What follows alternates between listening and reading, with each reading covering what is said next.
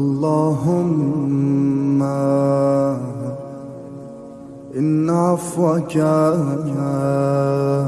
عن ذنبي وتجاوزك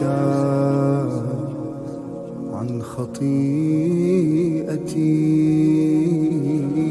وصفحك عن ظلمي وسترك على قبيح عملي وحلمك عن كثير جرمي عندما كان من خطئي وعمدي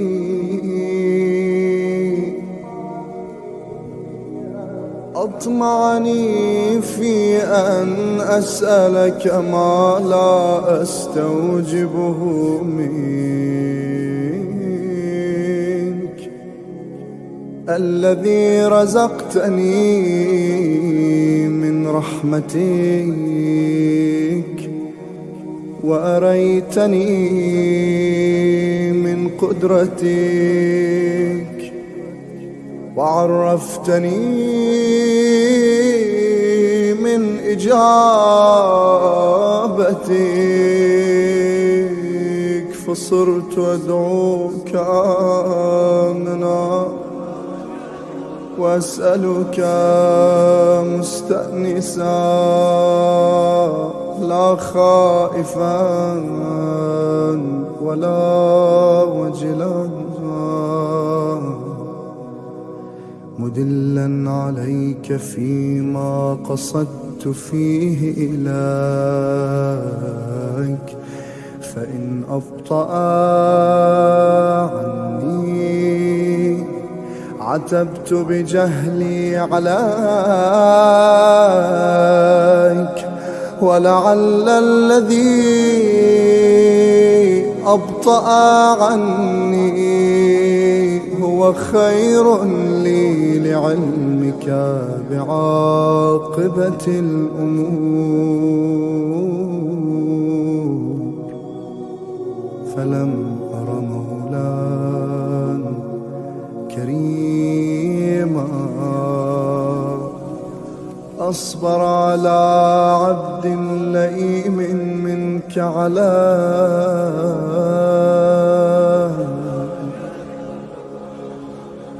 يا رب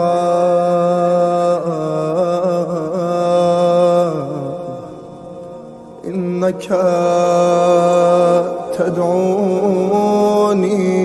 تدعوني فأولي عنك وتتحبب إلي فأتبغض إليك وتتودد إلي فلا أقبل منك كأن لي التطول عليك فلم يمنعك ذلك من الرحمة لي والإحسان إلي والتفضل عليها بجودك وكرمك فارحم عبدك الجاهل وجد عليه بفضل إحسانك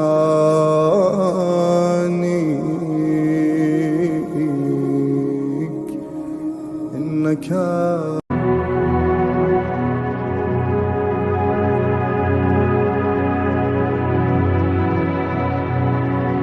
Okay, inshallah one more. So, صلى على محمد وآل محمد. اللهم صل على محمد وآل محمد.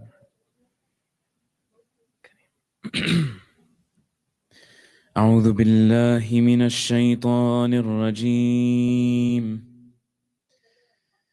بسم الله الرحمن الرحيم.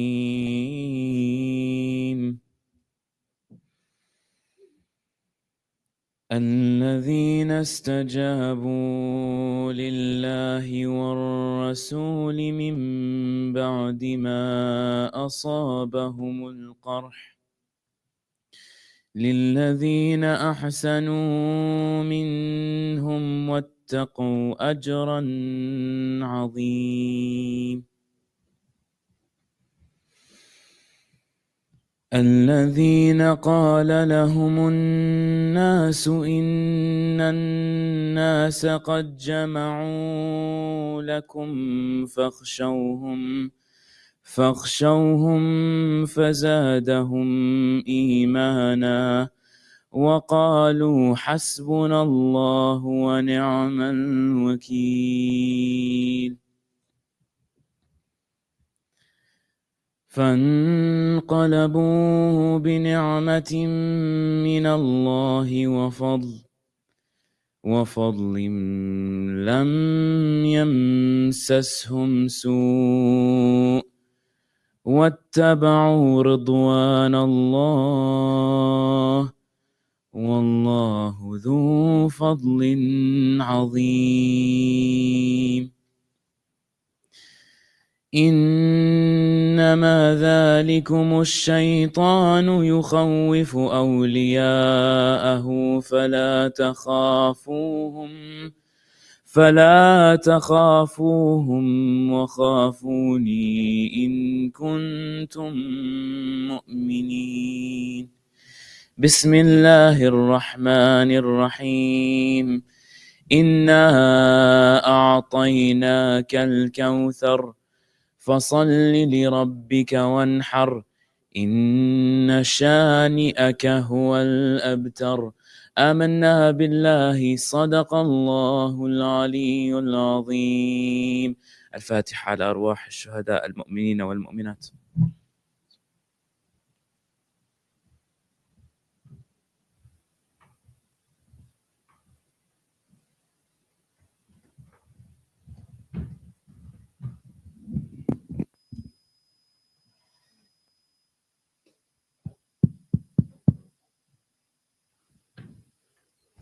Let's thank Brother Muhammad with a large salawat.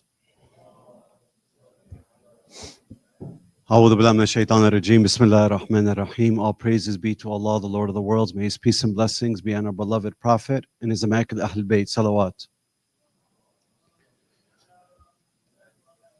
Last week, Hajj Hassanin joined us, talked about salvation and how do we achieve salvation, because it's not for you to be a Christian, a Jew, a Muslim, and think there's hocus pocus in Islam and then think, voila, I'm in heaven.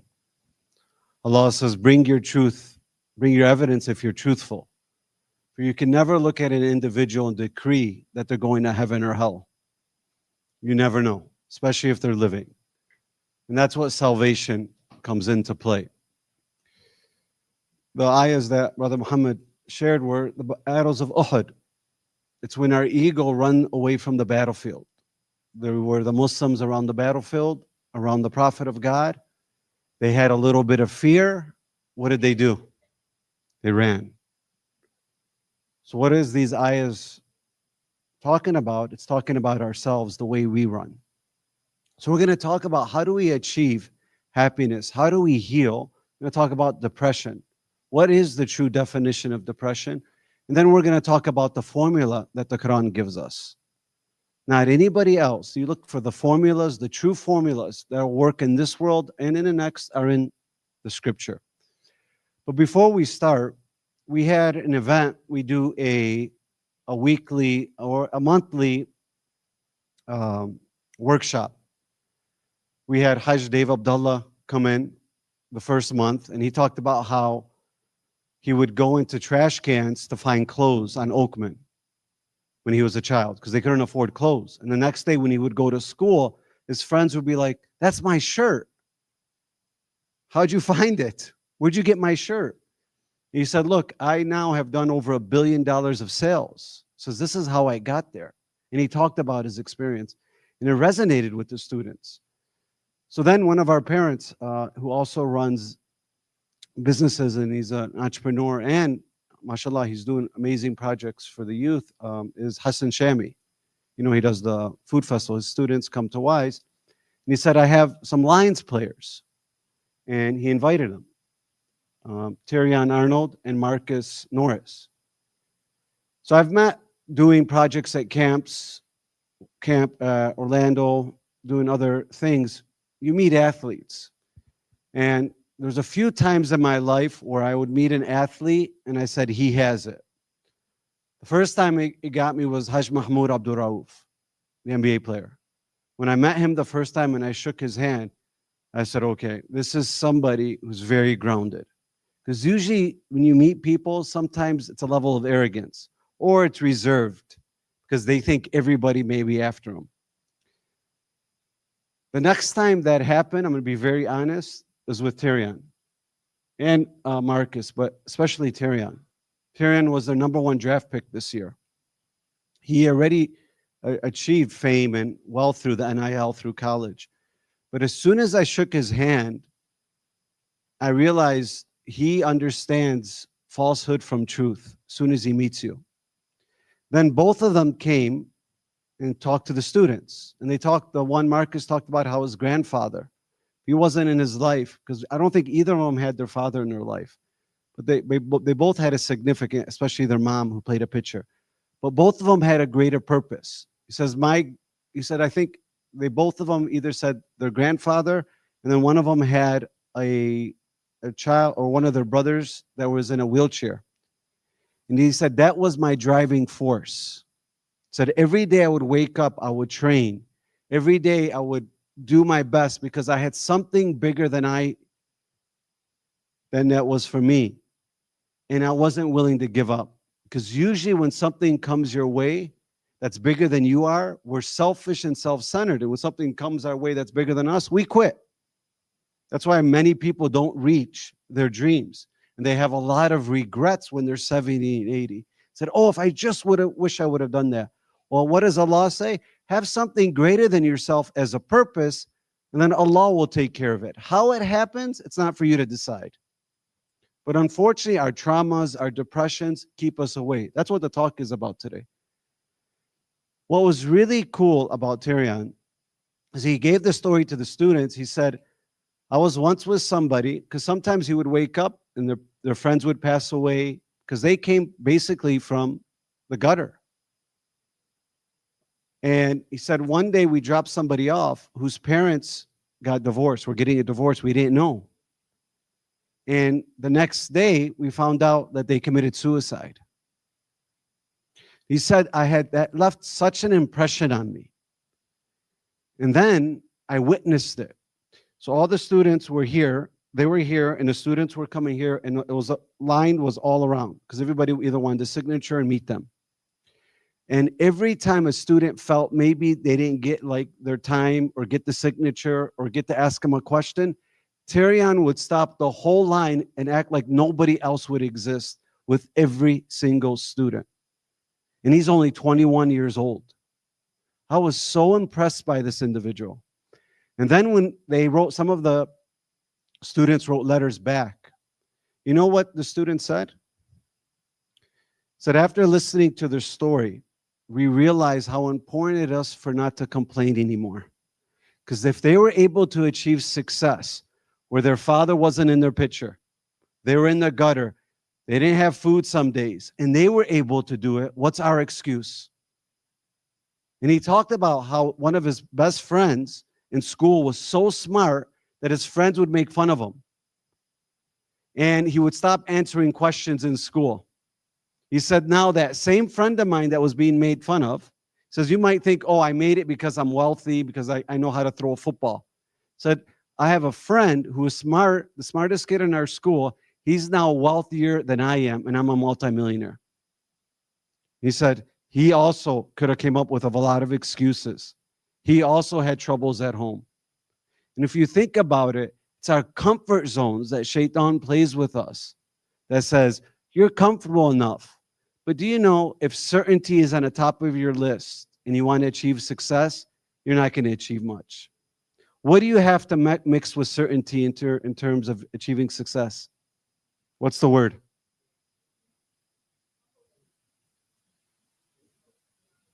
What do you have? You can't be always certain. What do you have to also have some in your life that we're scared of? Uncertainty.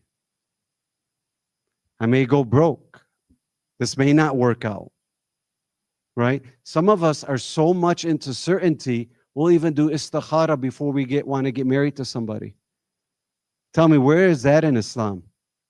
Where even marriages have been destroyed, pious person, prayerful, what do you need to do istikhara for?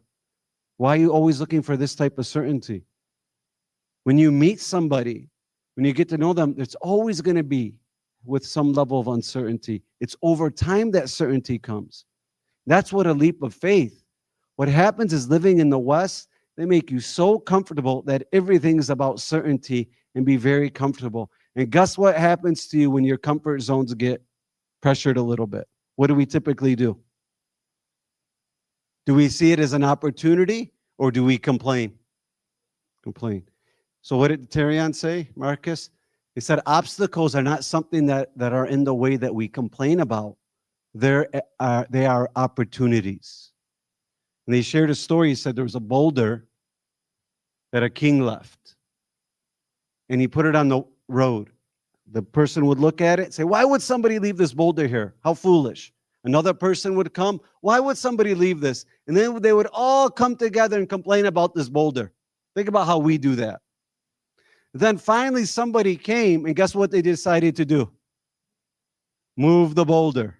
And what did the king leave under the boulder? A treasure. So obstacle is not something that was in the way. They are the way. What does Allah do that leaves under that boulder when you don't complain and you go right through it? Leaves a treasure for you. And that's how you achieve success. So we're going to talk about what are the characters you have to get there. What's the difference between happiness and pleasure? This was something that I left out last week. I want to go quickly through it. What's the difference? Who could answer? What does pleasure do, and what's the difference between pleasure? Okay, share with the person next to you. What's the difference between happiness and pleasure? Go. Because we're really good at pleasure. Quick question. Doing your nails, is that pleasure or happiness? Pleasure. There's a hint.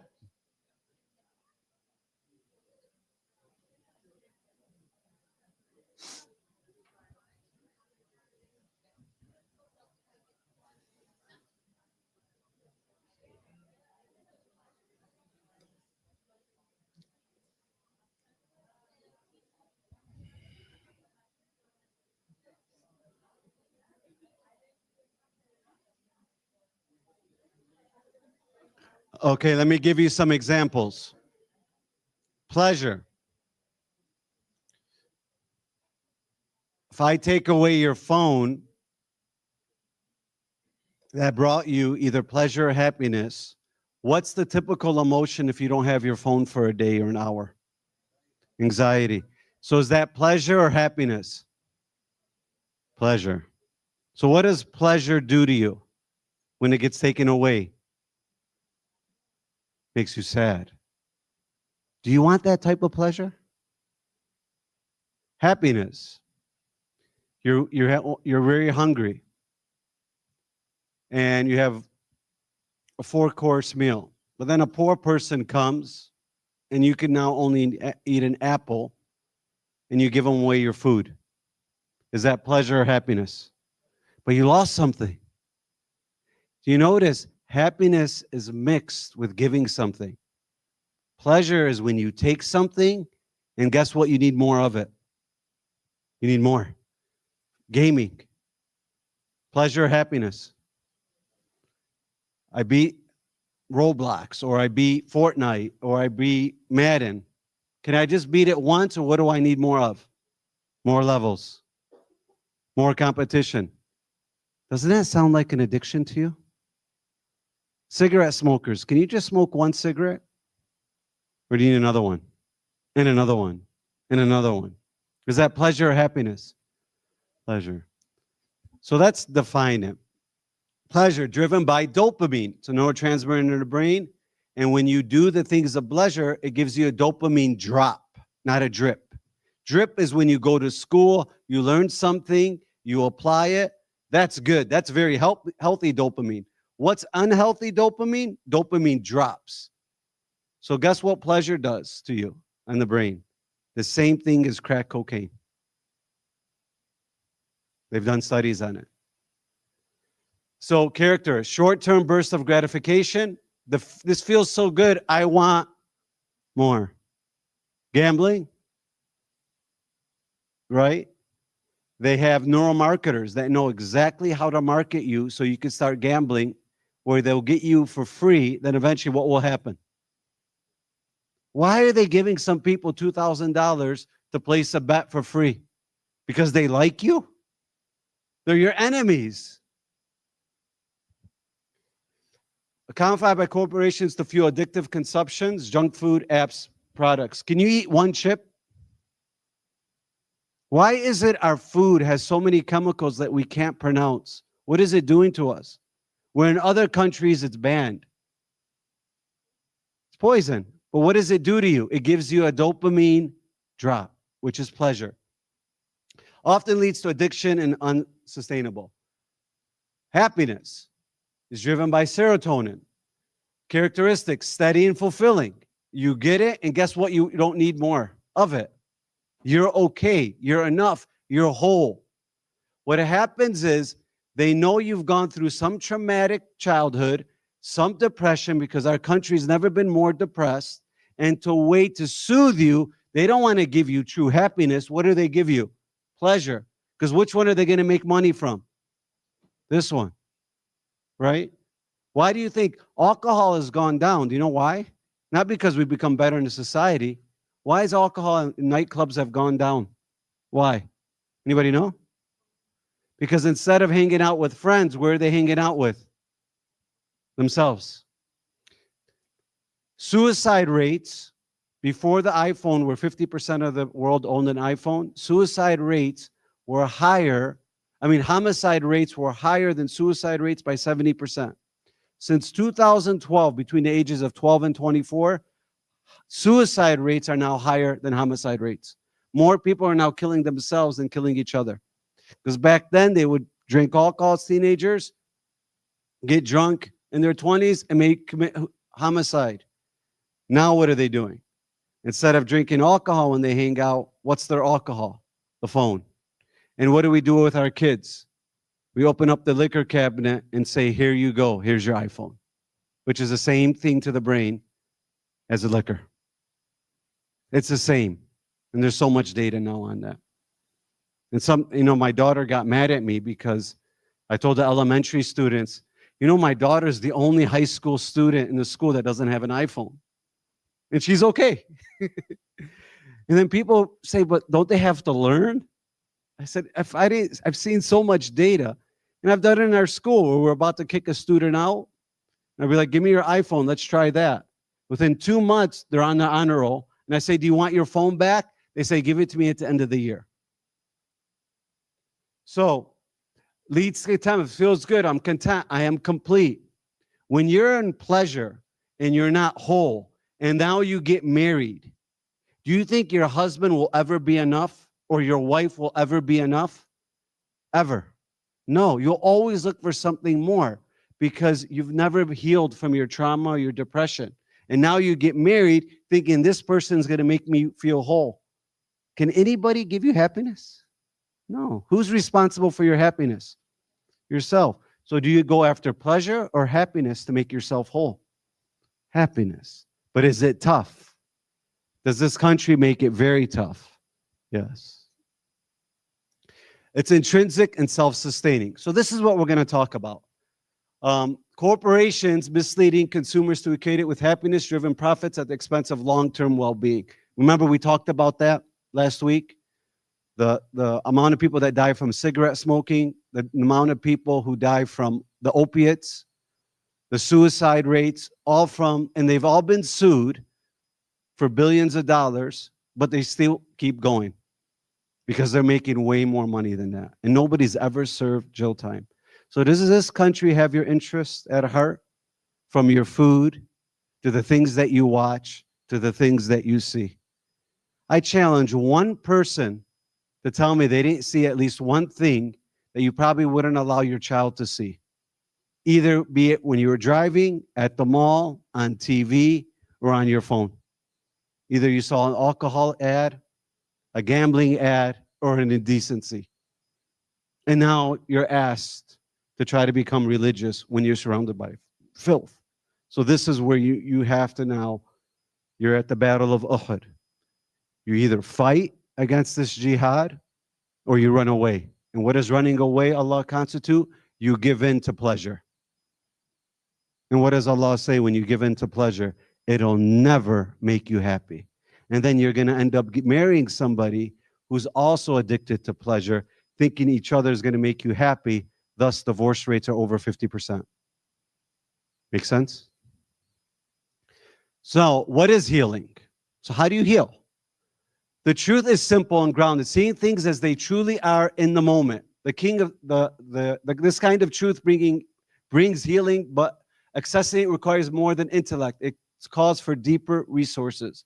The intellect becomes a far more intelligent tool when it allows the heart to speak, when it opens itself to that within us that resonates with the truth, rather than trying to reason with it. What does that mean? For you to heal, is it a mind process or a heart process? All right. Would you ever go to your wife, let's say you got in an argument with your wife, and tell her, I love you with all my mind? Would you ever say that? No. What would you say? I love you with all my heart. Please forgive me. So for you to be whole, you have to now understand who you are so you can now give excuses to people who have hurt you. And if you don't, and everything's about pleasure, you'll never give yourself excuses and you'll always be living in survivor mode. A lion is chasing you. What are you going to do? Run. Why? Because out of the infinite amount of possibilities, what is the lion going to do to you? Kill you, right? So I better give my attention to the worst thing, because if I don't and I go pet it, what happens to my arm? It's gone. So worst case. But now replace the lion for an abusive father or somebody who cheated on me. What happened? My husband, he cheated on me. How long ago? 10 years ago. Now every time they meet somebody new, what do they think? Best case or worst case? Worst case. Now they're a victim. Right? Allah didn't make you a victim. So now for you to heal, let's use the husband example. It's a common example in this community, right? When marriage counselors, when I speak to them, what's the number one issue in our community in marriages? Anybody know? What kind of cheating? Temporary marriage. Because that's not the problem, that's a side effect. It's a symptom of the main problem. So now you want to heal. You've been cheated on, or you've been hurt, right? Now you want to get remarried. If everybody now, if you're looking in the future through the lens of the past, now every man is a potential threat. How do you heal from that? How would you answer that? Forgive who?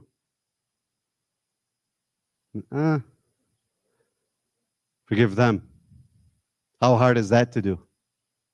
Whoo! Let it go. Brothers, sisters, if I hold this for 10 seconds, how would I feel? 20 seconds? Haj Sam, how would you feel if I told you hold this for a minute? Would you be able to do it? A day? Could you? 2 days? You could think you could hold this for 2 days just like this without moving? You're not, I know you're strong, but right? Nobody could. How about a week? Your arm would fall off. You notice something that you're holding on to that seems very light, what happens over time? Becomes heavy. So think about that person who hurts you, and now you're holding on to that resentment.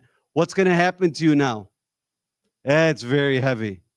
You know what resentment is? That Shaitan thinks that you're getting pleasure by holding resentment for that person who hurt you. Resentment is like drinking poison, expecting who to die. And who's the only person going to die? And we know when we've been hurt through trauma and we haven't forgiven that person, guess what? You will die from some type of disease. That's a scientific fact. So look how the importance of forgiveness, because we think forgiveness is saying I'm okay with that act that they hurt me. It's not. You know what forgiveness is? Distancing yourself. Now, when you look at somebody, let's say if you're wanting to get remarried, you no longer think of what your ex-husband did. You forgave him. That gives you an opportunity for new opportunities. What's resentment? You destroy all opportunities because now everybody's a potential threat. And now when you're in survivor mode, your body eventually shuts down. Because what happens when you run away from a lion after 10 minutes? You're tired, right? What happens to your body after 5 years of running away from that lion? Replace that lion with your ex or so on. Your body shuts down. Then you go to the doctor. The doctor is going to treat your symptoms. Are they going to treat your problem?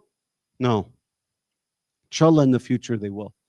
So, when you do forgive, this is what you get. Imam Hussein says that Allah says, O son of man, if you empty yourself, disengage yourself from all other preoccupations to make yourself available, you heal, you forgive, you no longer wake up to the thoughts of the past. You're creating new thoughts and new destiny.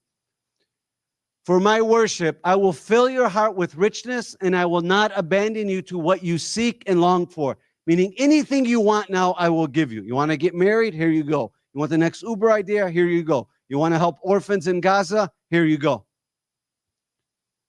And it will be upon me to close the door of poverty upon you and to fill your heart with all for me. And if you don't empty yourself for my worship, I will fill your heart with preoccupation with the world, and I will not close upon the door of the poverty and will abandon you to what you seek. Meaning, if you don't let this go, no matter what you go after in this world, none of it will make you happy. You're always going to seem poor spiritually. So isn't it time to forgive and heal? We've all gone. It's a myth to think that most people are healthy and whole. When you live in the West, especially, now it's almost the world, there's some type of trauma that we've dealt with as a child, be it at home, at school, something that we have to let go of.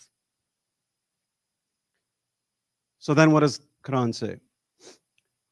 There is no activity you may be engaged in, O Prophet, or portion of the Quran you may be reciting, nor any deed you all may be doing, except that we are a witness over you while doing it. Not even an atom's weight is hidden from your Lord on earth or in heaven, nor anything smaller or larger than that, but it's written in a perfect record, meaning Allah sees everything you do. Why did I share this ayah? For the next ayah. There will certainly be no fear for the close servants of Allah, nor will they grieve. Where will they have no fear or grief? What is Allah talking about? Which day? Day of judgment. So question, how do you ensure from what Allah is saying that you don't have any grief or any fear? Because all you're going to care about, every action that you're doing right now is within your subconscious, everything you've done. And Allah says, I have it in a record.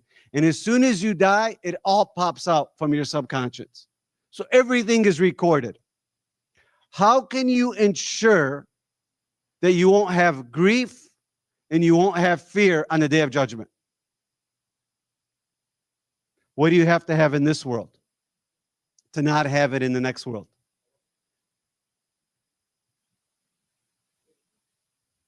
Share with the person next to you, what do you think you have to have in this world to making sure you don't have grief? Because isn't that the only thing you're going to care about, what you did in this world to make sure you don't have grief in the other world? You think you're going to care about your car or how many kids you had or who you married?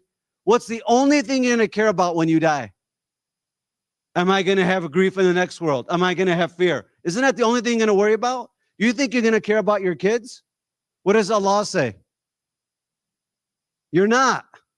They could be next to you, Allah says. You're going to say, nafsi, me. What's going to happen to me?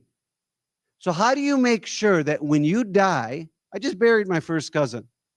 And he went through 3 years of a lot of pain because of a stroke that he had and some other issues.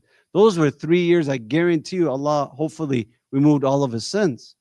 And when he died, and if you could ask him right now, we'll take away that stroke.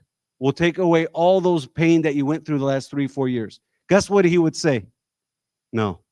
Now I know why Allah put me through that. Obstacles are not something that are in the way. They are the way. So what do you think you have to have in this world to making sure you don't have grief and fear in the next? Go ahead, share with the person next to you. Have that conversation. Because that's all you're going to care about. I promise you.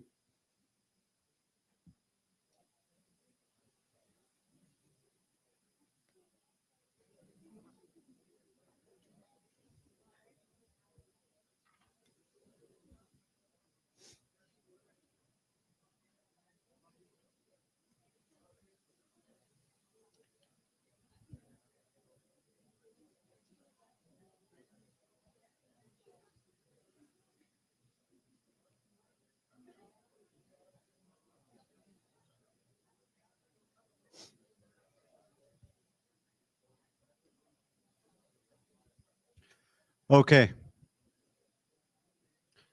This is another verse. Same thing. They came in and said, we're right. The Jews thought they were right of Medina. Everybody thought they were right. Allah says, none of you are right, but whoever submits themselves to Allah and does good will have the reward with their Lord. They won't fear, nor will they grieve. Another verse. And then some other verses as well. Then the warning is only from Shaitan, trying to promote you to fear his followers. So do not fear them. Fear me if you're true believers. This is the component. This is the equation from Ahl Bayt. And you're not going to learn this anywhere else from other than Ahl Bayt. When you get depressed, if we go to depression, what is depression? It's not a chemical imbalance. It's not your genetics. Think of the word depression. What are you trying? When you put a water balloon or a balloon underwater, how does that feel? You're depressing it in, right? When you press it in, it takes a lot of pressure from you. Otherwise, what does the balloon do? Pops up. What you're doing is you're depressing your natural emotions. Why would you do that? Why would somebody depress their natural emotions? Because that's all depression is. You want to say something, but your body's saying no. Why does that happen? So, depressed means to push the emotion down. Suppression often begins in childhood when emotions are not validated or punished by the environment. Why are you crying? Why are you screaming? Why are you yelling? When's the last time you hugged your mom when you were a child? We keep depressing our emotions. So what happens when somebody's depressed for a long time? What happens? You have your personality, but what else do you have? What's a side effect of long-term depression? Anybody know?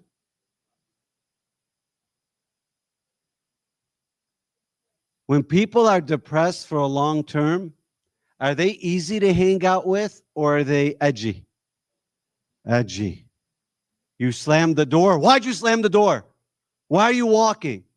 People who deal with long-term depressions, the side effect is anger. When you're angry for a long term, what's the side effect of that?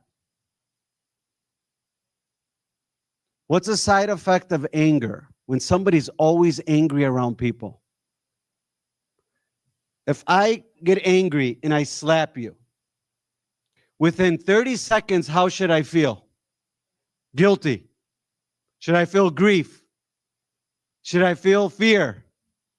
What happens when I'm angry after being depressed for a long term and I slap somebody? What don't I feel? I don't feel regret. I don't feel grief. I don't feel anger. Now imagine you're talking to somebody who hurts you, who cheats you. I always tell the students, some of schooling is very toxic, especially within public schools and college. When I went to university, everybody cheated. And guess what's one thing that they didn't feel after? Grief, remorse. So I tell the students, what if that was your mom that was the teacher and everybody was cheating? Would you be okay with that? ChatGPT, I'm a big proponent of it. I love it. But not at this level. Because imagine that was your mom that was the teacher. Would you be okay with it? But look how it's primed of competition. You know, when I knew college, the first 4 years was a vacation and a complete joke? You know how? It's a complete joke. It's because when I went to college and I took my final, guess what we did not do? Go over it. Last day of school, final, no matter what anybody got. So if it's really about learning or is it about the A? It's got nothing to do about learning. So now you're in a competition. And even if you cheat, it's okay, and then you don't feel bad. So now let's go with the equation. When you go through childhood trauma and you're depressing your emotions where you can't grieve, you can't express healthy anger, you can't tell your dad, I love you, you can't hug, or you saw your parents fighting. Because remember, when you see people fighting or somebody's attacking you, you want to run, hide, or fight, right? But what if you can't run, you can't hide, and you can't fight? What happens? You shut down. Your body betrays you because you want to follow your intuition, but what if you can't? Imagine you see a fire here and you don't do anything. You're just numb to it. Well, that fire spiritually could happen is when you've seen trauma as a child of any way where you want to express healthy anger. You don't want to be responsible for your parents' emotions. They need to be responsible for yours. And when you keep suppressing your intuition, eventually your body betrays on you and you no longer can trust yourself. Because yourself has been telling you to run, fight, or hide. You no longer could trust yourself. Now you're depressing emotions. Guess who you can now no longer trust anymore other than yourself? Nobody else. Everybody else is a threat. And when you do that for a long term, you get anger. Did you get the equation? I don't think so. Share it with the person next to you. What is the equation? Depression, anger, that leads to numbness. Go.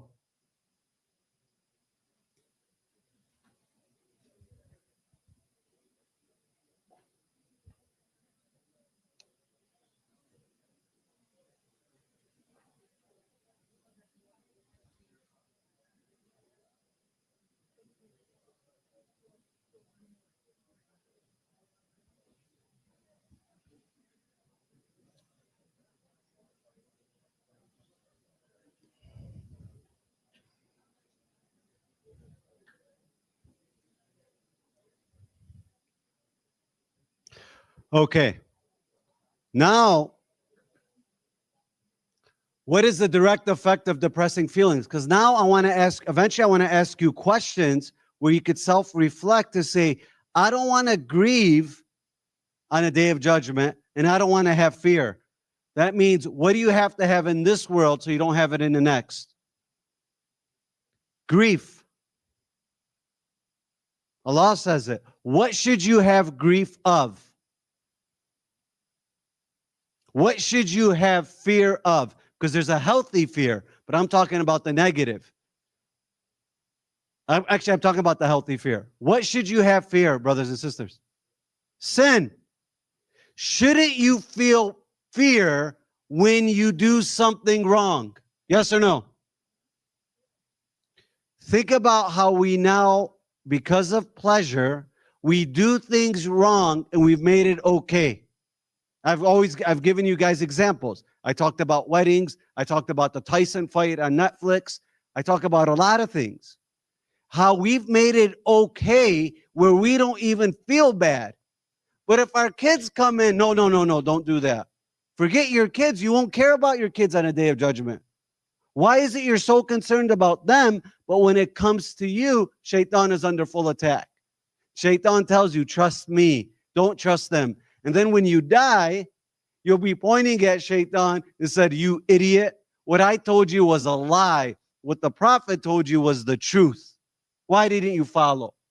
And the reason, depression leads to anger. Now we're numb. And now to make us feel good, we need pleasure. And we're willing to do haram, even if we know it hurts us. And you do it enough times, Allah makes your heart hard, where you no longer feel fear and you no longer feel grief. You know what that word is? It's worse than sinning. It's called an arrogant human being. You're arrogant to think there's hocus pocus in Islam. And Imam Ali talks about it, that you could be arrogant enough thinking you could get away with something and Allah is just going to let it pass through when you die. There's no such thing. When you go to a doctor and you burn your hand, brothers and sisters, can you ever go to the doctor and say, why did you burn my hand? What would the doctor tell you? What are you talking about? Who burned your hand? Yourself. The same token, when you die, you're never going to tell the angels, I burned my soul, because who burned it? You did. You played with the fire right now. That's why nobody tries to blame Allah for being in hell or having a tough barzakh. You guys are getting the equation? Are we getting there? So now it is mentioned, and in his tradition, that Jesus, the son of Mary, was asked by his disciples as to which of the things is the hardest to bear. The fury of the Most High God is the hardest thing to bear. He replied, they questioned him, how can we save ourselves from it? So how do we save ourselves from the fury of Allah? So what happens? You get depressed. Now you have two options. You either forgive that person who hurt you, or what's the other emotion? What's the equation? What's the other emotion? Anger. So what did Prophet Isa say? He said, what did he say? By not getting what? Angry. Think of the people who have hurt you. And there's so many books that even people would go and try to go and forgive Hitler. Said, I'm not allowing this generational curse to happen anymore. But what we are conditioned to think forgiveness is an egoic way. Thinking, oh, if I forgive him, then he gets the best of me. I'll never do it. And I'd rather die. Well, guess what? You're going to. So Imam Sadiq says, anger is the key that opens up the all kinds of vices. See, when you get depressed and you don't forgive somebody, you're going to hold on to anger. And that's going to open up the door to all sorts of pleasures. Make sense? So now, self-reflection questions. We're doing a couple of these. Do I generally fear falling short in fulfilling my duties to Allah? I'm going to give you guys 30 seconds of each one. Just ask yourself. I would say majority of people in our community don't pray. Could I say over 50%? Yes or no? You guys, are we good with that? How many of us feel guilty because the thing that keeps us away from anger, one of the tools is prayer. Majority don't pray. Yes or no? How many of the people who don't pray feel bad? A lot or a little? Little. Because if they felt bad, what would happen? Is there anything wrong with feeling bad if you don't pray? No. But what happens over time of not praying? What's the emotion? It goes away. But what saves us to making sure we don't have grief and we don't have fear on the day of judgment? What's the one thing that saves us? Prayer. Because I'm angry with you. I go and pray and I come back. What's the likelihood I'm going to be angry still? High or low? I'm watching haram. I go and pray. I come back. What's the likelihood I continue watching haram? High or low? I backbiting. I go pray. I come back. What's the likelihood? You guys get it? That's what prayer is for. It's just not for you to go up and down. That's why the prophet of God, before they died, each prophet, they said, as-salat, prayer, don't give it up. And what has Shaitan made sure to do in our community? Forget prayer. And we put more emphasis on a kid going to university or somebody getting a business than we are in acknowledging prayer. Or acknowledge, let's say our daughter decides to wear hijab. We'll make it a bigger deal of them getting married or a bigger deal of them going into a university than thus putting hijab on. If you ever want to make it a big deal where you protect their akhirah, when they start praying, you make it, forget Christmas or anything else that you give them. You make that a big deal. If they open up the door for somebody, you make that a big deal. What has society told you? No, make those other accomplishments, make it a big deal. Where half of them are even cheating to get those A's. Yes or no? You guys get it? Where are you going to learn this other than the Holy Quran and the ways of Ahl Bayt? You're not. This is the only thing that's going to protect you. So my advice to all of you, and I say it to myself, improve your relationship with your Lord with prayer. If you don't pray, start somewhere. Watch and ask Allah show you a sign. If you do pray, pray on time. Or if you do pray and you don't wake up for Fajr, start there. Do something different. When was the last time I felt motivated to improve because of my fear of displeasing Allah? Am I balancing my fear of Allah with hope in His mercy, or am I overwhelmed by one over the other? It's not thinking you have to do everything of the Sharia. You don't. Just pick one thing. If it's not prayer, you say, okay, I'm going to dress a little bit more modestly. If it's not modesty, I'm not going to hang out with some type of angry people or infectors. We're going to talk about them. Pick one thing to develop a relationship with Allah. Why? Because we all said you don't want to have grief when you die. You don't want to have fear when you die. This is how. Talk to the person next to you before we go to the other one. What's one thing of you to try to develop more fear in this world so you don't have fear in the next? What's one thing you will take part from one of the questions? Go ahead, have that conversation. Just pick one. Pick one of the questions and try to answer it. Go ahead.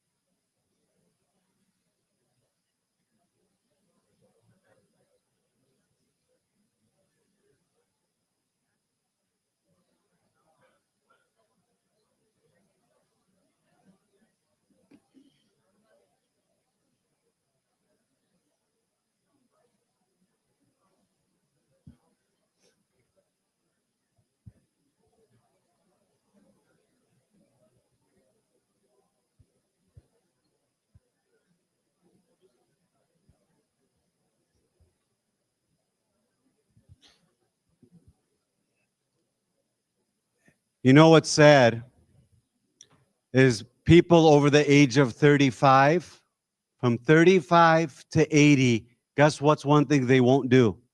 Is ask themselves these questions. And do you know why most people over the age of 35, a lot of them within our community, you don't see them smile? The Prophet smiled on the battlefield. Imam Hussein smiled in Karbala. There was no grief, no fear. The reason why we don't is, imagine you watch a movie. You watch Batman or whatever. And let's say you really liked it. What happens if you watch that movie 50 times in a row? Not only won't you like it, you would be what?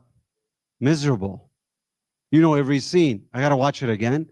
That's most people's lives. If you don't ask self-reflecting questions, you're waking up to the same movies, being just as angry, complaining about the same things, waiting everything else to change except who?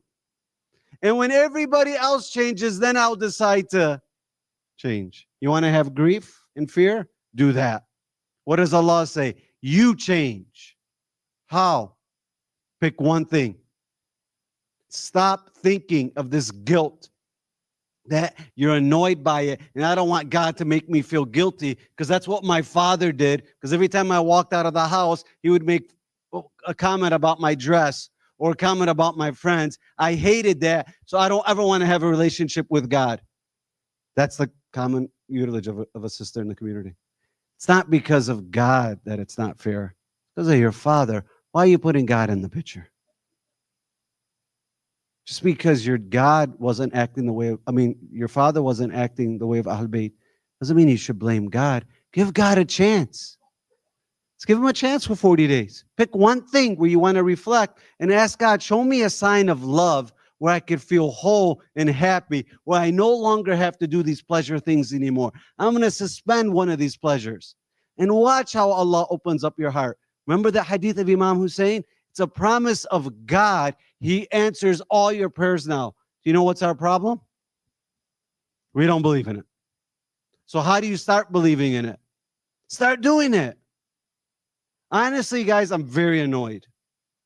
I don't know if you could tell. Even in this lecture, when I see what's happened still in Lebanon, in Syria, in Gaza, and I feel like we're now going back to our traditional ways, it is annoying me. Then I got in trouble 2 weeks ago when I was talking about something, so I don't want to do the same thing again. But I just, please don't.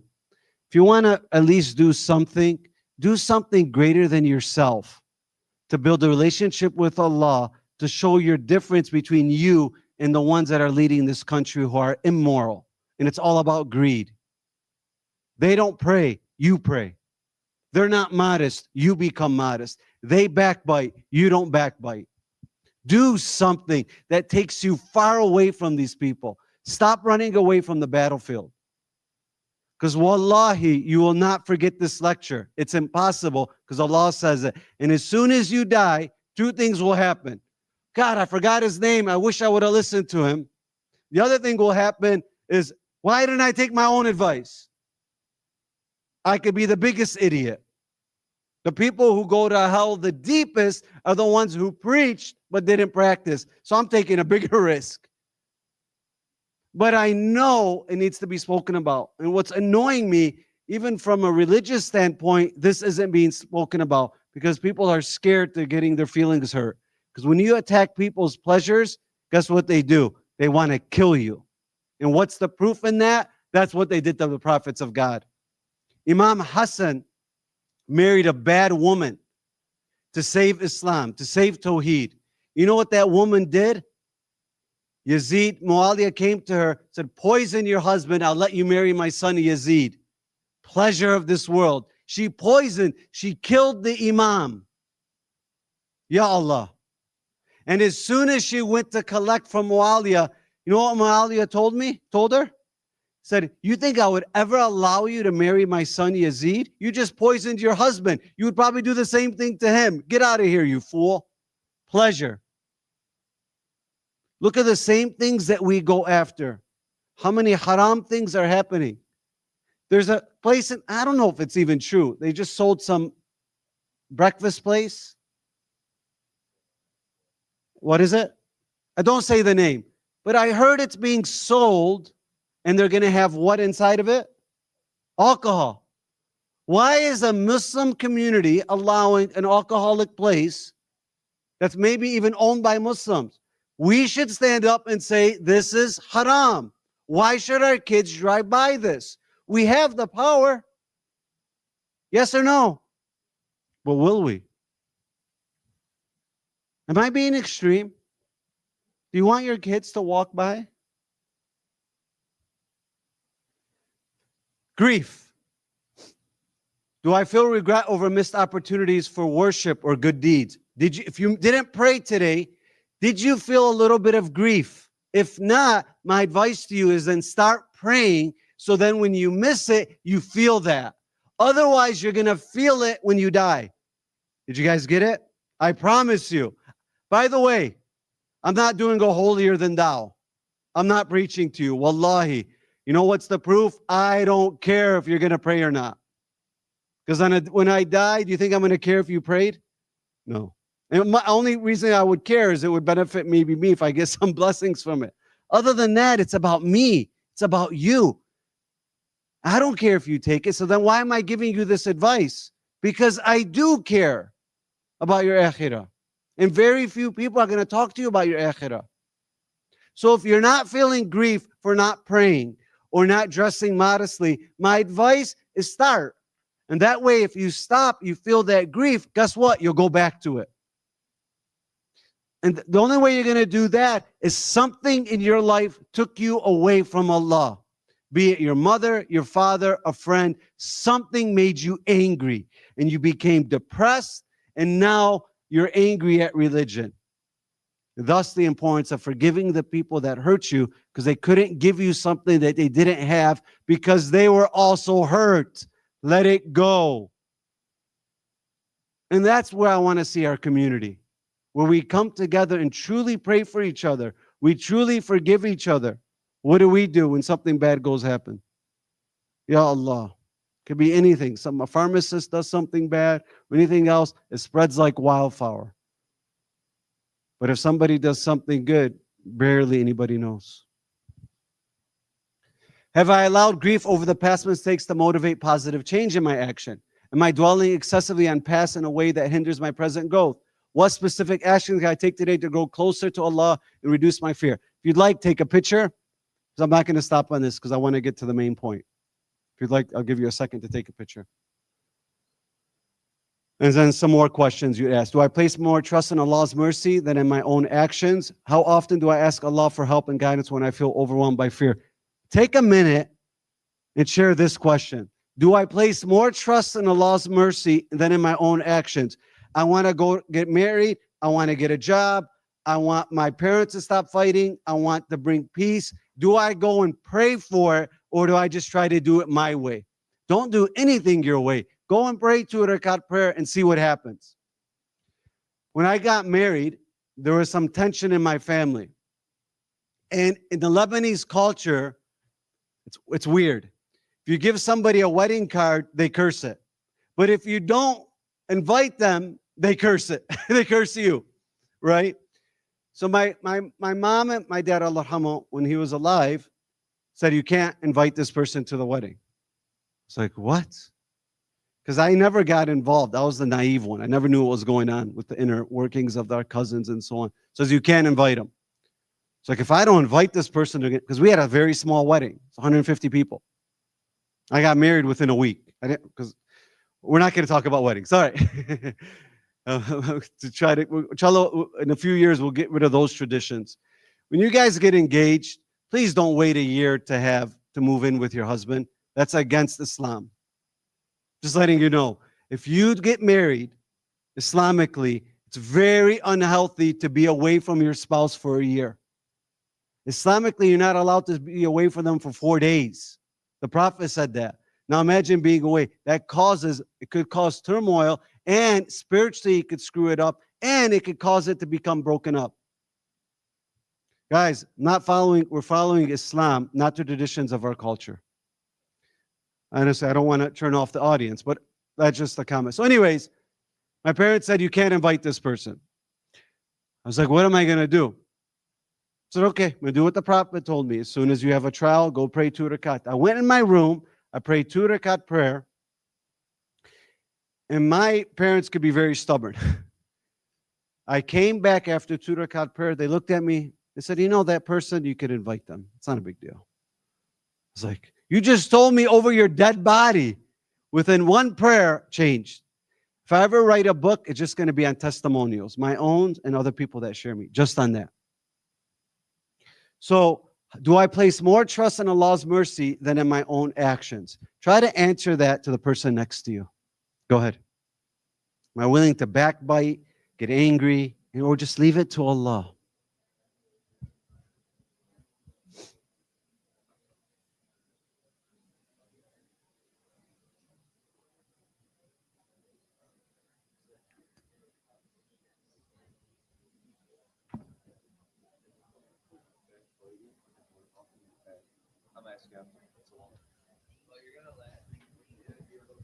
All right.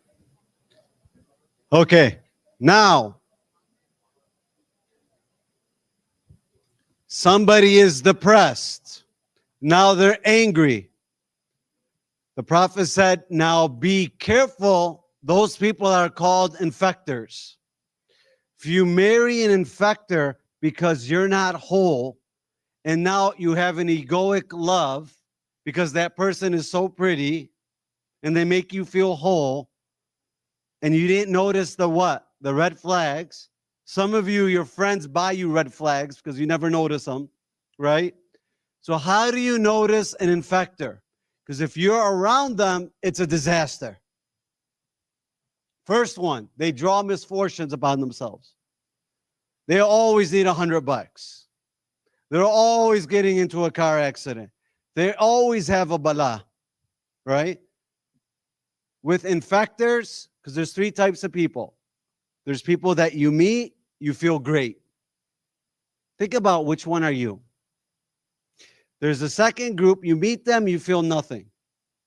Then there's the third group, you shake their hand, you speak to them, you feel exhausted. Those are the people you don't ask them how your day is.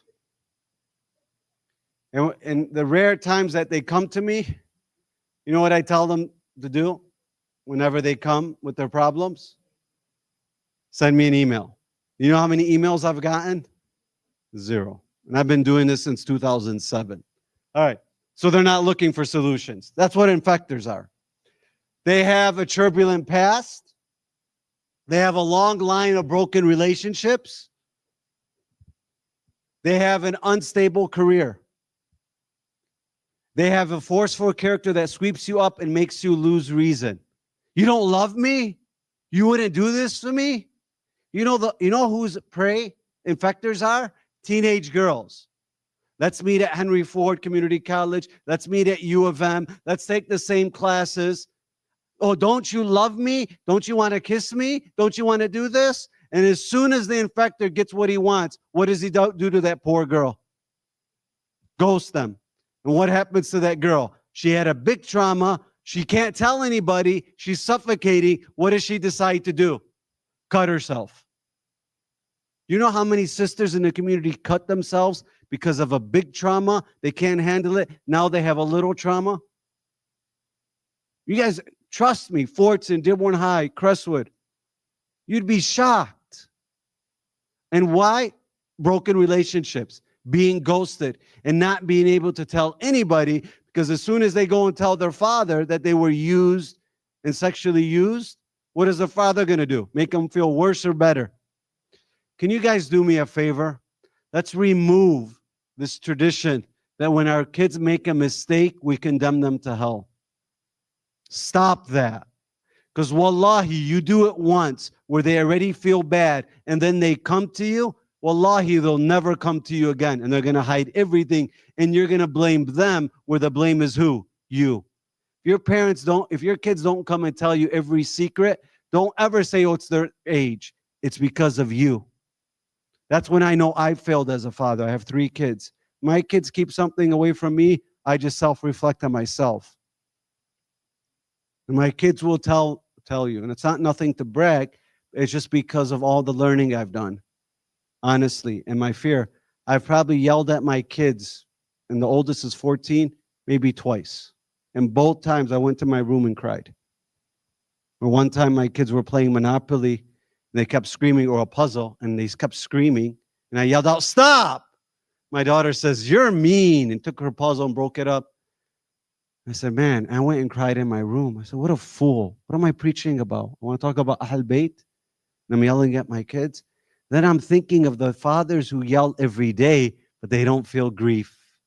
They don't feel fear. Do you realize how screwed up their barzakh is going to be? They have a desire to destroy and unsettle and is chronically dissatisfied, no matter what you do. Some of the sisters who get in relationship with toxic men, no matter how many times you're with them intimately, no matter how many secrets or how much money you keep them or even help them buy a car, wallahi, they're never going to change. What's the proof? Is they're already going behind your mom's back and their mom's back. What do you think they're going to do to you? But there's nobody speaking to them to warn them of these infectors. Look at the effect that they have on the world and around them. So what emotions do you feel when your loved one makes a mistake or doesn't follow your advice? What's the typical emotions that we feel? Why your kid comes to you and says, or somebody comes to you and says, why are you gambling? Or why did you go with this boyfriend? What are the emotions that we feel? We feel frustration. Imagine you're disappointed and frustrated when your kid comes and asks for help. How's that going to make them feel? Are you helping them? Can you imagine going to a therapist and you're telling your therapist your problem and your therapist slams, I'm so frustrated with you. What would you say that about your therapist? What would you say? Say, give me my money back. Right? What do you want your therapist to do? Help you. What do you want your parent to do? What do you guys do? How dare you? Why would you do that? Right? This is the way you deal with maybe an infector or somebody who's going through a lot of pain. If you feel frustration or disappointment when they make a mistake, how do you think that person feels in response to your reaction? Do you think they feel supported or feel judged or discouraged? Wallahi, if we just knew how to parent from this level, we'd have such a different community. Yes or no? All of you, including myself, have gone to some level of this, where we feel bad for making a mistake and our parents make us feel what? Worse. So kill that generational curse. How? When you make a mistake, use that as an opportunity to become better, not to numb yourself through pleasure. Make sense? Realization that frustration creates resistance rather than connection. Creates what? When you're frustrated with yourself or angry with others, all it's creating is what? And whatever you resist persists. Your husband will never change at this level. Your kids will never change because whatever you resist persists. So insight gained about using empathy, patience, unconditional support. Do you correct or connect? That's the goal. I deal with addicts. The first thing I teach parents about their kids that are addicted to drugs or alcohol is don't use it as an opportunity to correct them. Use it as an opportunity to what? And that's all Allah wants you to do. That's what the Prophet did. Every time people made a mistake, he used it as an opportunity to connect with them, to connect with Allah. What do we do to make our ego feel good? We what? We correct. Why would you do that? It's the irony of life. Like imagine you saw somebody taking a phone and you saw it on camera and it was your phone. What would you do? What's wrong with them? How dare they? Now let's say it was you that took the phone. What would you do? Oh, I didn't know it was mine. I didn't know it was yours. You would come up with excuses, yes or no? If you did something, the same thing somebody does wrong, if you did the same thing, wouldn't you come up with excuses? So what does that mean? That you should give excuses to who? That person too. But we don't. We judge. We correct. We don't connect. Yes? No, correcting is through connecting. Why did you do that? What could we do about it? Where did I fail you? How could I become a better parent? I love you. What can we do better? Giving them tools. Not, you're going to hell. How dare you? Because if you get angry and you correct somebody through anger, that means you don't love them at that moment. You love yourself. That's why Ahl Bayt tells you to discipline, but never discipline out of anger. You discipline out of love. Otherwise, wallahi, everybody's going to keep secrets away from you. But that's the tradition. We discipline out of anger. You're grounded for 2 weeks. Why? Because I'm angry, not because I did something haram. Now imagine you discipline with a smile on your face. Much different relation. I love you. That's why I'm taking your iPad away. Or you slam their iPad, and then you feel guilty and you go buy 5 more. What to do when you meet an infector? Don't argue with them. So this is what you do if it's your kids and so on. But are you responsible of trying to save everybody? No. But are you responsible if it's your mom, your dad, or your kids? Yes. Then you use it as an opportunity to connect. Everybody else, this is what you do. What do you do when you meet one? Don't argue with them. Because all they're going to do is bring you down to their level and destroy you with experience. That's it. Don't try to help them no matter what they say. Yeah, I know it's hard. Can you help an addict by giving them money? No. Unless they're truly wanting help and they're no longer an infector if they want help. You'll know when an infector comes. Don't pass the person on to your friends or you become enmeshed. Oh, go to this person. If you know you're an infector, warn the people. You know this person's got bad habits. Be careful. Feel the infector's presence or suffer the consequences. Realize that this person, now, this is rare cases, but we all have at least one member in our family that we are spending 90% of our energy. Even sometimes we take energy away from our kids to help such people. Those types of people can only change of one of two ways. You know what they are? It's only two ways. If they hit rock bottom and they no longer want to be their old self, and then you'll know, right? Or they change their environment. You see them, they're no longer hanging out with their friends. You see them, they're no longer doing anything. When I counseled somebody recently, he was doing some bad things. I said, okay, you don't want to become an infector anymore. Go ask all your friends for money because you're the only wealthy person in your friends. I'm sure they owe you money. And that's what he did. He asked them all for money back. I saw him 2 weeks later. Guess what he told me? All my friends are gone. And none of them responded to my messages, but I got rid of them all. And I'm happy now. Because just like you told me, if my daughter ever saw the things that I did in a haram way, it would devastate me. That's the only thing I had to tell him to wake him up. Because somebody hurt him, one of his family members hurt him, betrayed him, he became very sad. So what did he decide to do? Become like them by doing haram. So then how are you any different than that person who hurt you? So imagine your daughter witnessing that. So 5 ways to affect positive change. If you're miserly by nature, associate with generous people. If you're cheap, hang out with people who are generous, force yourself to be generous. If you're gloomy, go to the cheerful. When you're cheerful, don't be gloomy around them, or you're going to get pushed away. If you are prone to isolation, go out.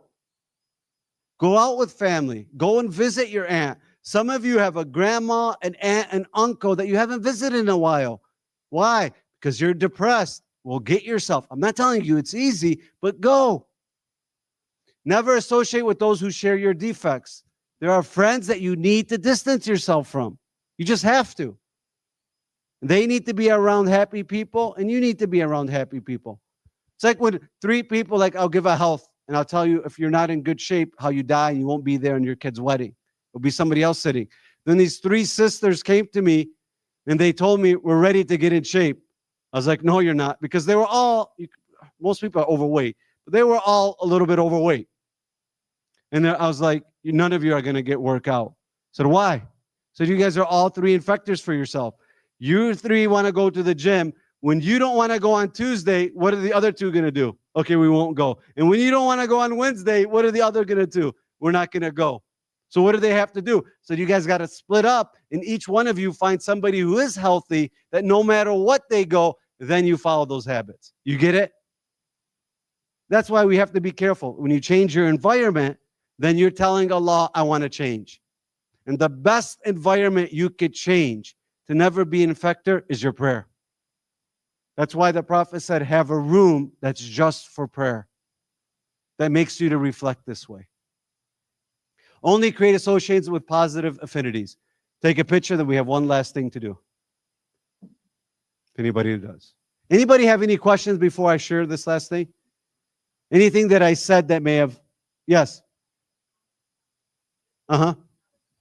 Yes. Yeah. Your skin crawls.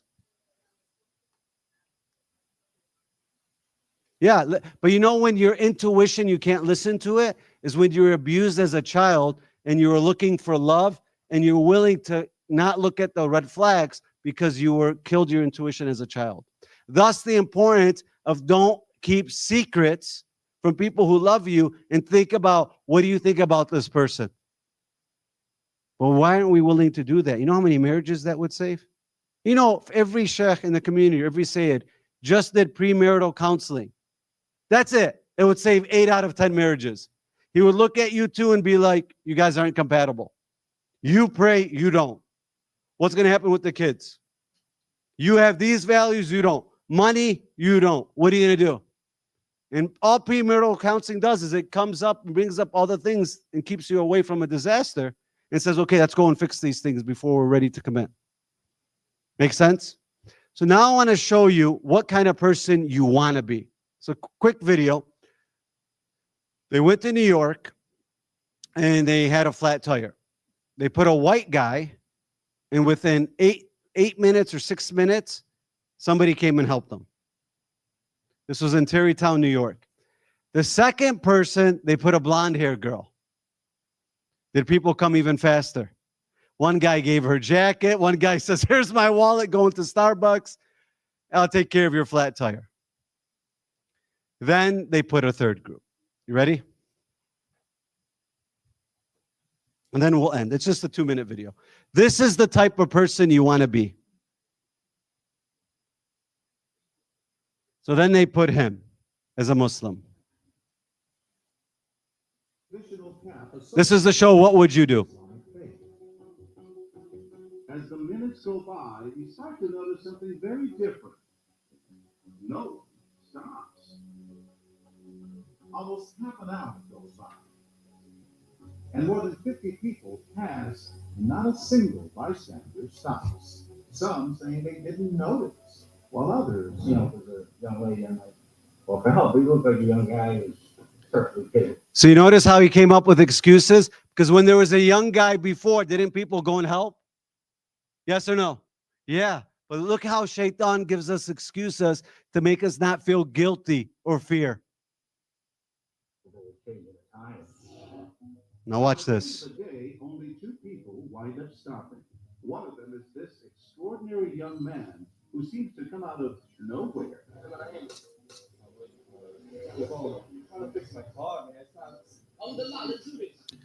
What did he say? He's not even a Muslim. He sees a problem, he says, Alhamdulillah, let's do this. Think about the last time you saw somebody's problem. Did you think that way? Think about that. Watch. That's the way, that's the attitude you want to have. He immediately heads for the spare tire. Listen, you sure you have time to do this? I mean, I ain't got time, bro. Sure? Don't worry about me. Thanks, man. That's what I do, son. Touched by his helpfulness, our actor shares something personal. I'm glad you helped me, man. I thought nobody was going to help you because I'm Muslim. I got the cap on here. Muslim? Yo, if anything, Muslim is one of the truest religions. That's a stereotype that all Americans. It's somebody's idea, like, to make people think like that. You want to go on the internet, we can do it on you because you have funny hat. We don't understand it. We're going to call you crazy and call you a terrorist. Because it's easier for us at the end of the day, blame it on you. But that's not true, bro. Not true at all. While he works away, he's full of support and advice. We almost got lip over. We almost see lip over. We tell our actor to offer this good Samaritan some money. Will he accept money? No. You don't realize this is a Muslim. And if he dies, he'll be raised as a Muslim if this is his character until he dies. This is like, hey, me, I accept love. I don't want no money from you, bro.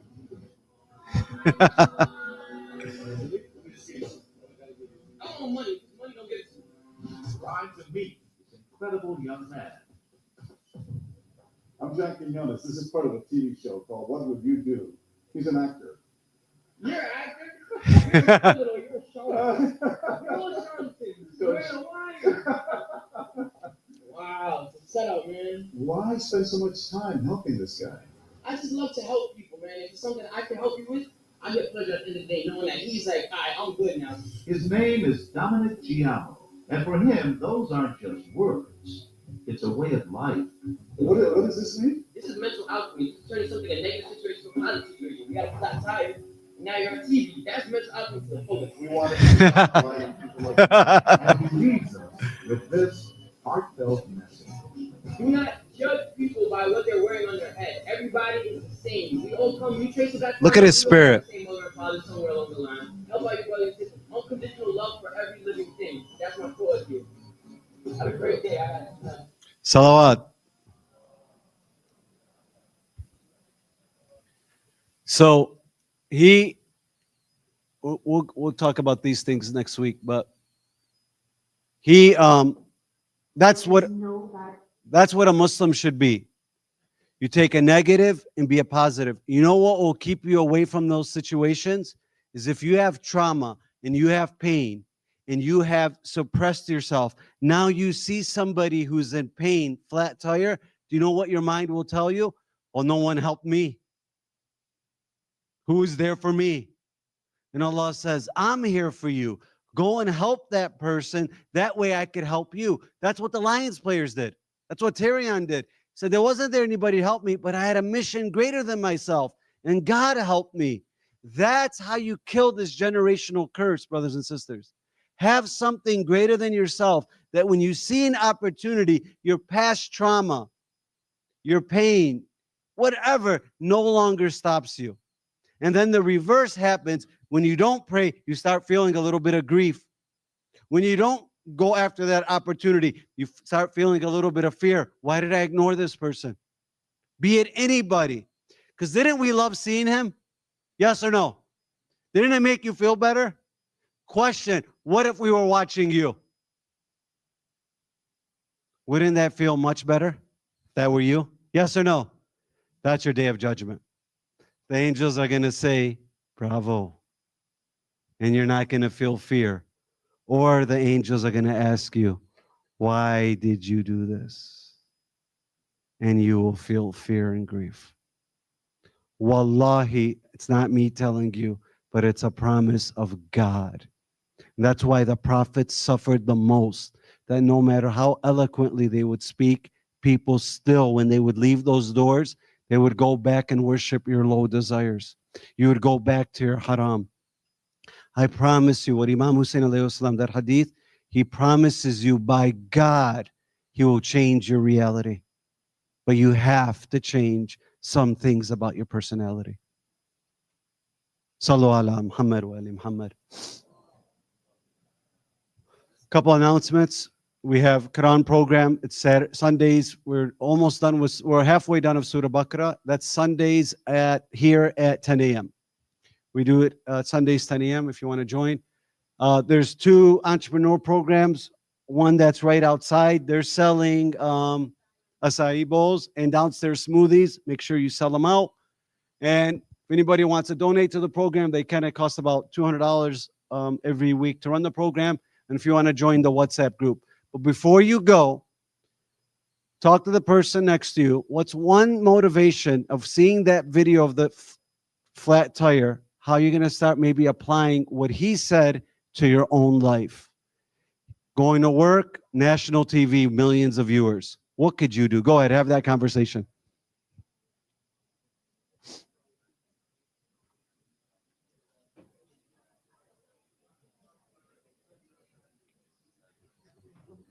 Thank you, everybody. Thank you. Thank you for coming. I was like 50-50. Inshallah, we will have a program on Christmas, but not on New Year's. Next week, we will have a program. Thank you, everybody.